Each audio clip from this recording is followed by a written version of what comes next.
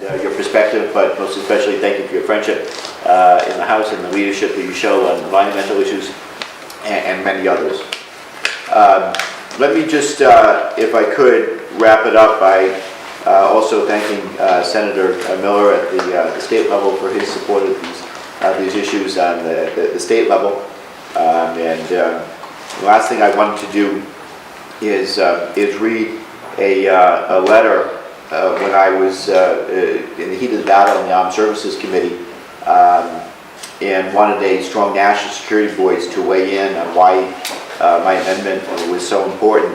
I reached out to retired Admiral James Stavridis, who was the former Supreme Allied Commander at NATO from 2009 to 2013, the very well-respected four-star, again, retired admiral. He's now the Dean of the Fletcher School of Law and Diplomacy at Tufts University.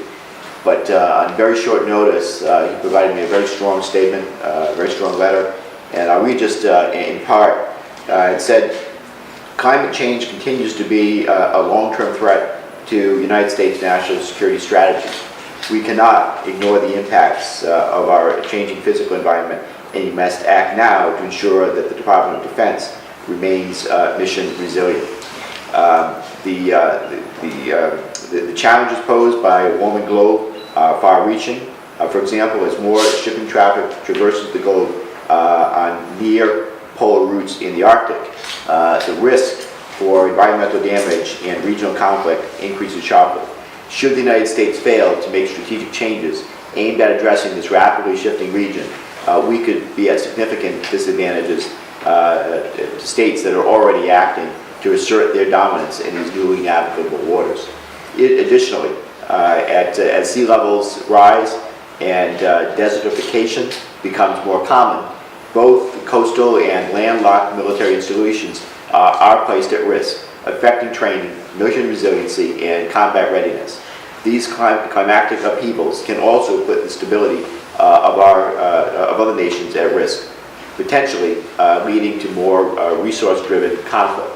Climate-induced scarcity will also increase migration and could destabilize governments to the point where they become failed states and breeding grounds for terrorism.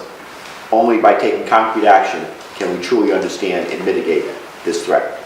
So I thank the Admiral for his input on this on the amendment and his perspective on how the effects of climate change are affecting national security on the whole host of levels. But again, I want to just thank everyone for coming here today. Thank you for being here. As I said before, climate change is a real threat to our state, our nation, and our planet. It impacts our military readiness and challenges our civilian preparedness. We must continue the fight to combat this threat at the local, state, and federal levels of government if we hope to succeed, which is why I remain committed to do all I can in Washington to advocate for sane and sober policies to help the United States address and mitigate this threat. I just want to thank all of our speakers for their work day in and day out on this issue, for their perspective here today. Thank my colleagues in government, Congressman Cicilline and Mayor Appadesian, for their friendship and leadership on this issue, and look forward to continue to work with everyone in the future. Thank you all very much.